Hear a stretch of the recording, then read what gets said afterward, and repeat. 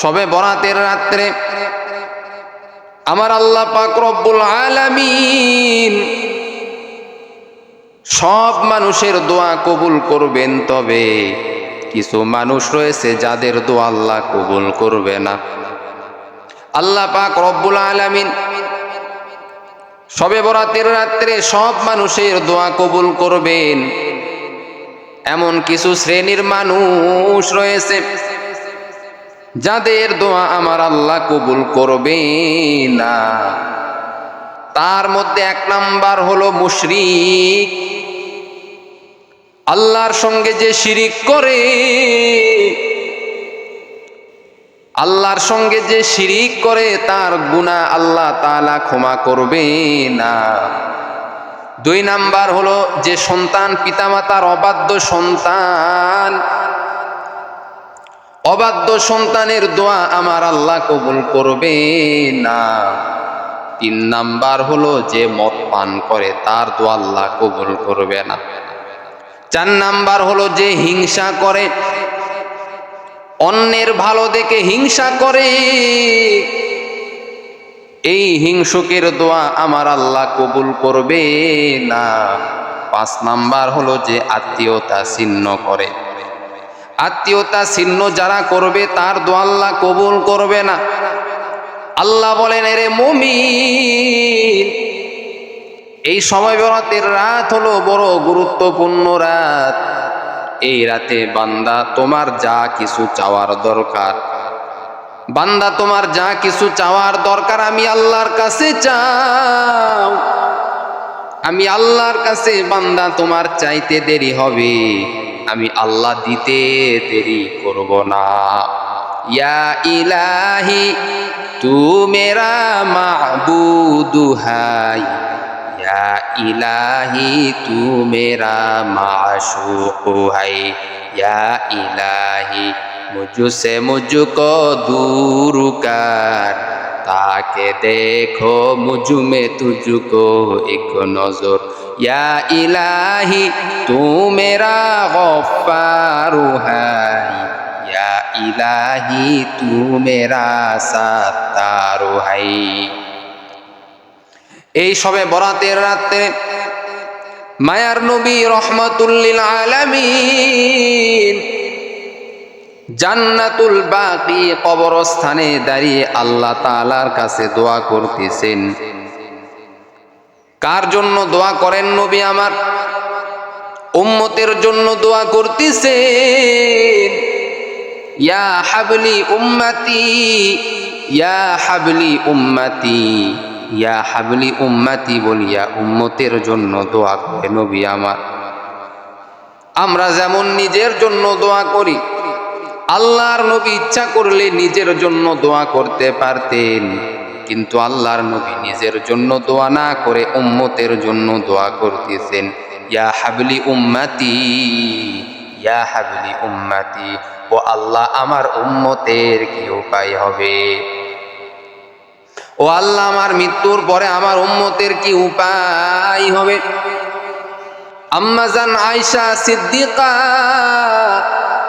রাদিয়াল্লাহু তাআলা আনহা এই শবে বরাতের রাত্রে বড় টেনশনে পড়ে গেল, চিন্তায় পড়ে গেল। আজকে রাত্রে তো আমার ঘরে নবীজি থাকার কথা, আজকে রাত্রে আমাকে সময় দেওয়ার কথা, কিন্তু নবীকে পাইতেছি না, কারণটা কি? গভীর রাত হয়ে গেল। আম্মা জান আয়েশা সিদ্দিকা রাদিয়াল্লাহু তাআলা আনহা ঘর থেকে বের হওয়ার পরে অনেক খোঁজাখুঁজির পরে দেখলেন মায়ার নবী রহমাতুল লিল আলামিন জান্নাতুল বাকিতে উম্মতের জন্য কান্নাকাটি করতেছে। এজন্য এই রাত হলো বড় গুরুত্বপূর্ণ রাত, শবে বরাতের রাত হলো গুরুত্বপূর্ণ রাত, দোয়া কবুলের রাত। আমার আল্লাহ প্রথম আসমানে এসে ডাক দেয়, ও আমার বান্দা বান্দিরা, কার কি চাওয়ার আছে আমি আল্লাহর কাছে চাও। আমি আল্লাহর কাছে চাইতে তোমার দেরি হবে, আমি আল্লাহ দিতে দেরি করব না। বান্দা তোমার অভাব থাকতে পারে, কিন্তু আমি আল্লাহর তো অভাব নাই। বান্দা তোমার দুঃখ কষ্ট থাকতে পারে, কিন্তু আমি আল্লাহর তো কোনো দুঃখ কষ্ট নাই। অতএব বান্দা আমি আল্লাহর কাছে চাও। বান্দা তোমার চাইতে দেরি হবে, আমি আল্লাহ দিতে দেরি করব না। এরে আল্লাহর বান্দা, তোমার খানা নাই, খানার প্রয়োজন, তোমার রিজিকের সমস্যা। আমার আল্লাহ বলেন, ও বান্দা, তোমার রিজিক নিয়ে টেনশন করা লাগবে না। তুমি শুধু আমি আল্লাহর কাছে রিজিক চাও, আমি আল্লাহ তোমার কাছে রিজিক ওপেন করে দিব। রিজিকের ফয়সালা আমি আল্লাহ করে দিব। যেমন আমার আল্লাহ রিজিকের ফয়সালা কিভাবে করেছিলেন, নবীজির মেয়ে ফাতেমার ঘরে আমার আল্লাহ রিজিকের ব্যবস্থা করেছিলেন। এই ফাতেমা তো যেমন তেমন কোনো মেয়ে নয়, নবীজির মেয়ে ফাতেমা। আল্লাহ পাক রব্বুল আলামিন ফাতেমার ঘরে রিজিকের ব্যবস্থা করেছিলেন।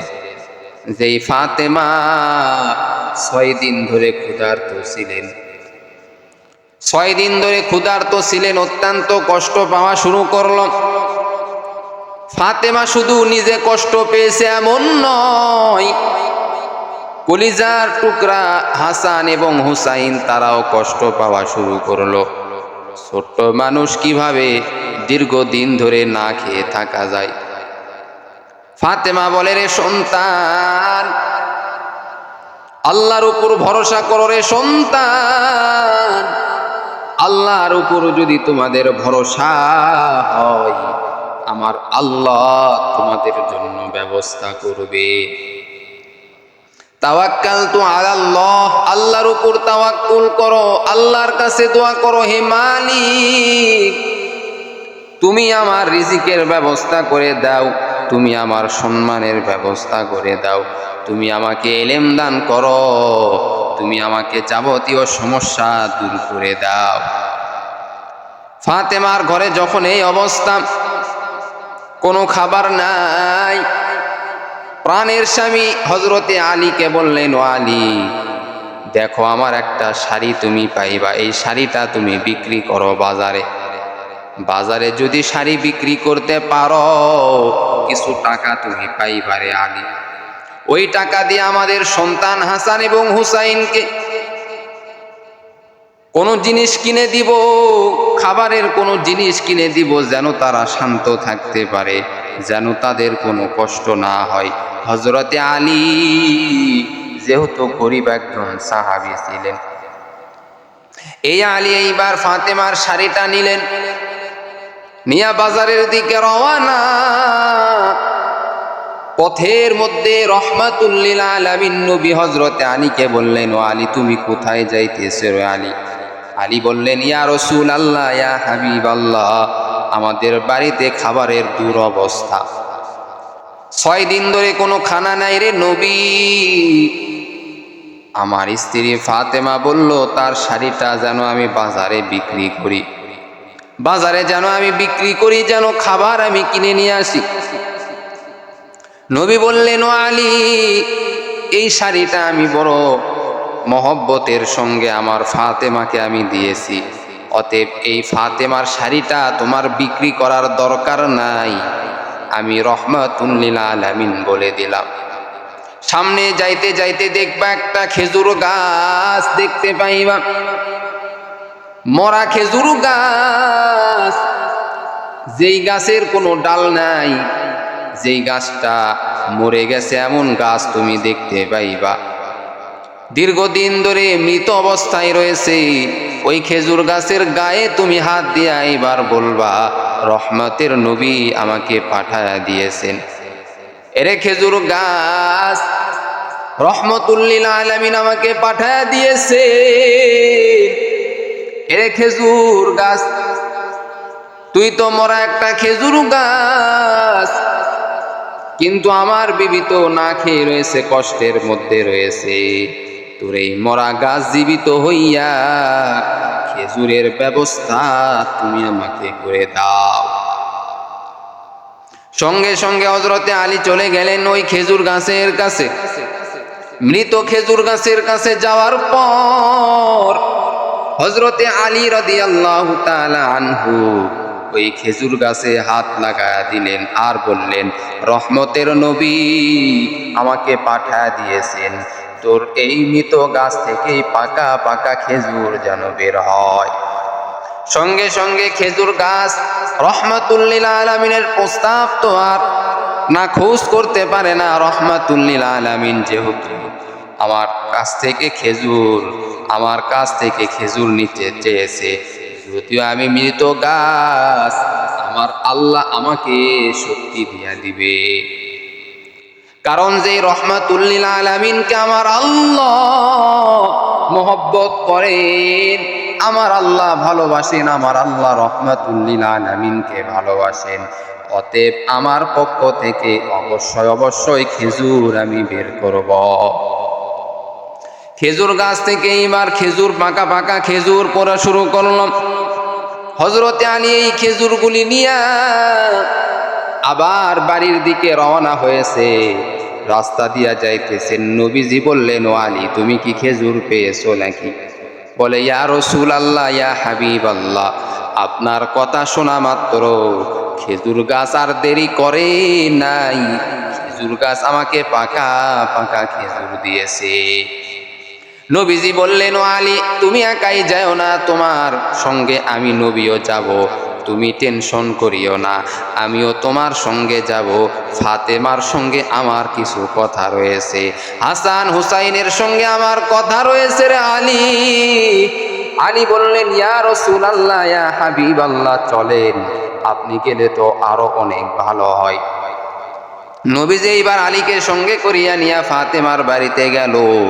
যাওয়ার পরে দেখে হাসান এবং হুসাইন ক্ষুধার যন্ত্রণায় বড় কষ্ট পাইতেছে, কান্না করতেছেন। আল্লাহর নবী হযরতে হাসান এবং হুসাইনকে ডাক দিয়া বললেন, এরে হাসান এবং হুসাইন, ও বাবা, আগে তোমরা আমি নবীর কাছে চলে আসো, আমি নবী তোমাদেরকে একটা জিনিস দেখাইতে চাই। হাসান এবং হুসাইন নবীজির কাছে আসলেন, বললেন, ও নানা যান, আপনি কি দেখাইবেন? আল্লাহর নবী তার জুব্বা মোবারক এইবার যখন শরীর থেকে যখন সরাইলো, পেটটা যখন দেখাইলো, দেখে কি আশ্চর্য ব্যাপার, নবীজির পেটে পাথর বাঁধা রয়েছে। নবীজি বললেন, রে হাসান আর হুসাইন, তোমরা ক্ষুধার তাড়নায় কষ্ট করতেছো, আমি নবী রহমাতুল লিল আলামিন দীর্ঘদিন ধরে পেটের মধ্যে পাথর বেঁধে রেখেছি, আমি নবী কত কষ্ট পাইতেছি রে হাসান এবং হুসাইন, তোমরা তো জানো না রে বাবা, আমি নবী কত কষ্ট পাইতেছি। হাসান এবং হুসাইন নানা জানের এই পেটের অবস্থা দেখি আরো কান্না শুরু করে দিলেন। ফাতেমার কাছে গিয়া বললেন, ও মা, আমরা আর কি কষ্টের মধ্যে রয়েছি, তার থেকেও শত শত গুণে কোটি কোটি গুণে বেশি কষ্ট আমার নানা জান রহমাতুল লিল আলামিন রয়েছে। মারে, আমরা তো কি কষ্টের মধ্যে আছি, তার থেকেও কোটি কোটি গুণে বেশি কষ্ট রহমাতুল লিল আলামিনের রয়েছে। এইবার হযরতে আলীকে বললেন, ও আলী, ওই খেজুরগুলি আমাকে দাও, আমি আমার আদরের নাতি, দুই নাতিকে আমি এই খেজুর নিজ হাতে আমি খাওয়াইব। আল্লাহর নবী খেজুরটা নিয়া মুখের একটু থুতা দিলেন, দেওয়ার পরে এবার হাসান এবং হুসাইনকে খাওয়ায়া দিলেন। একটা মাত্র খেজুর খাওয়া মাত্র হাসান এবং হুসাইনের পেটের ক্ষুধা নিবারণ হয়ে গেল। হাসান এবং হুসাইন বলে, ও নানা যান, আপনি এই খেজুর আমাদেরকে খাওয়াইতেছেন, আমরা যদি খেজুর নাও খাই, যদি আপনার সঙ্গে আপনার চেহারা যদি আমরা দেখি, তাতেও আমাদের ক্ষুধা নিবারণ হয়ে যায়। ইমামুল আউয়ালিনাল আখিরিন, বহরে সদক রহমাতাল লিল আলামিন, সাইয়্যিদুল কাউনাইন খতমুল মুরসালিন, আখির আমদ বুদে ফখরুল আউয়ালিন, শুধু আজুদাস রহমাতাল লিল আলামিন, মসজিদে উশুদ হামারু এ জমিন, বলে নানা যান, আপনি খেজুর আমাদেরকে খাওয়াইতেছেন, খেজুর নয়, আপনার চেহারা যদি আমরা একবার দেখি আমাদের ক্ষুধা নিবারণ হয়ে যায়। সুবহানাল্লাহ। ও নানা যান, আপনি এতদিন ধরে আসেন নাই কেন আমাদের বাড়িতে? আপনাকে দেখলে আমাদের আর ক্ষুধা লাগে না। হাসান এবং হুসাইনের কান্নার আওয়াজ। বলে ও নানা যান, আপনার চেহারার মধ্যে আল্লাহ কি দিয়েছে? আপনার চেহারার মধ্যে কত বরকত আর কত রহমত রয়েছে রে নবী। ও আমার নানা যান, আপনার চেহারা দেখা মাত্র আমাদের ক্ষুধাও নিবারণ হয়ে যায়, তৃষ্ণাও নিবারণ হয়ে যায়। কেমন রাহমাতুল লিল আলামিন। যেই নবী উম্মতকে বলেন, ও উম্মতেরা, যদি তোমার রিজিকের সমস্যা থাকে তুমি এই শবে বরাতের রাত্রে তুমি আল্লাহর কাছে দোয়া করো, তবে এই 5 শ্রেণীর ব্যক্তি যদি দোয়া করে আমার আল্লাহ কবুল করবে না। হ্যাঁ, কবুল করবে যদি তওবা করিয়া ফিরে আসে, গুনাহ থেকে তওবা করিয়া যদি ফিরে আসে, এরপরে যদি দোয়া করে আমার আল্লাহ তাদের দোয়াও কবুল করে নিবেন। কারণ আমার আল্লাহ হলেন রহমান, আমার আল্লাহ হলেন রহিম, আমার আল্লাহ বড়ই দয়ালু, বড়ই রহমান, বড় রহিম। আল্লাহ বলেন, বান্দা তোমরা এই শবে বরাতের রাত তোমরা গুরুত্ব দিয়ে তোমরা এই রাতটা আমলে কাটায়া দাও, কারণ এই রাত আমি আল্লাহর কাছে অনেক দামি, আমি আল্লাহর কাছে অনেক দামি। এবং আমার বান্দারা যদি এই রাতকে যদি কাজে লাগাইতে পারে, আমি আল্লাহ বান্দাদের সমস্ত গুনাহ খাতা মাফ করে দিব। সুবহানাল্লাহ। আজকে বান্দা কত রাত তুমি টিভির মাধ্যমে সময় কাটাইছো, কত রাত তুমি সিনেমা দেখেছো, কত রাত তুমি গল্প গুজবে কাটাইছো, কত রাত তুমি গীবত শেখায়েতে তুমি কাটাইছো। আল্লাহ বলে, বান্দা মানুষ বলতে ভুল হবে, ভুল তো হতেই পারে, মানুষেরই ভুল হবে, কিন্তু বান্দা এত ভুল হলে তো আর চলবে না, বারবার শুধু ভুল করলে তো হবে না। আল্লাহ বলে, রে মুমিন, কত রাত তুমি ঘুমাইছো, কত রাত তুমি বেগানা নারী দেখিয়া দেখিয়া তুমি পার করে দিছো। এই একটা রাত কি তুমি আমি আল্লাহর কাছে আমি আল্লাহর সেজদায় পড়িয়া কেন কান্না করবা না বলো? এরে বান্দা, আমি আল্লাহ তো তোমাকে কম কিছু দেই নাই। তোমার হাত আমি আল্লাহ দিয়েছি, তোমার পা আমি আল্লাহ দিয়েছি, তোমার জবান আমি আল্লাহ দিয়েছি, তোমার চক্ষু আমি আল্লাহ দিয়েছি, তোমার শক্তি আমি আল্লাহ দিয়েছি। সব কিছু তো আমি আল্লাহই তোমাকে দিয়েছি, তোমার তো কোনো কিছু নাই। আমি আল্লাহ না দিলে তো তুমি কিছুই পাইতা না। আমি আল্লাহ না দিলে তুমি বাড়ি পাইতা না, গাড়ি পাইতা না, সম্মান পাইতা না, শিক্ষা পাইতা না। আমি আল্লাহ তোমাকে দিয়েছি। অথচ যেই মানুষের জন্য তুমি পাগল হয়ে ঘুরতেছ, যেই নেতার পিছনে থাকিয়া তুমি পাগল হয়েছ, ওই নেতা তোমাকে কি দিয়েছে? আর আমি আল্লাহ তোমাকে সব কিছু দিয়েছি, তোমার যাবতীয় সমস্যা আমি আল্লাহ দূর করেছি। বান্দা, ওই নেতা কিছু দেয় নাই, তারপরেও যদি তার পিছনে সময় তুমি ব্যয় করো, আর আমি আল্লাহ এত কিছু তোমাকে দিলাম, চাঁদের আলো দিলাম, সূর্যের আলো দিলাম, আমি আল্লাহ যত কিছু খাবার আছে সব আমি আল্লাহ দিলাম। আমি আল্লাহ এত কিছু দেওয়ার পরেও কি আমি আল্লাহর কাছে সেজদায় পড়িয়া কান্না করবা না? কান্না করলে তো আমি আল্লাহ আরো দিব। রে মুমিন, বান্দা যদি কান্না করো, সেজদায় পড়িয়া যদি কাঁদো, আমি আল্লাহ আরো কিছু তোমাকে দিয়া দিব। সেজদায় পড়িয়া বান্দা, তোমার কি কান্না করতে মন চায় না? তোমাকে যেই নেতা কিচ্ছু দিল না, তারপরে ওই নেতার পিছনে তুমি ঘুরে বেড়াও, ওই নেতার পিছনে তুমি সময় ব্যয় করো, অথচ আমি আল্লাহ তোমাকে এত কিছু দিলাম, তারপরেও কি আমি আল্লাহর জন্য একটা রাত তুমি ওয়াকফ করবে না, সেজদা করবে না? আল্লাহ তাআলা বলেন, ওই ব্যক্তি সব থেকে বড় নাফরমান। এত কিছু পাওয়ার পরেও আল্লাহকে যারা মানে না, আল্লাহর ইবাদত করে না, তাদের জন্যই রয়েছে কঠিন আযাব। আল্লাহ তাআলা আমাদের সকলকে এই শবে বরাতের রাতকে আমল করার তৌফিক দান করুক। সকলেই বলেন আমিন।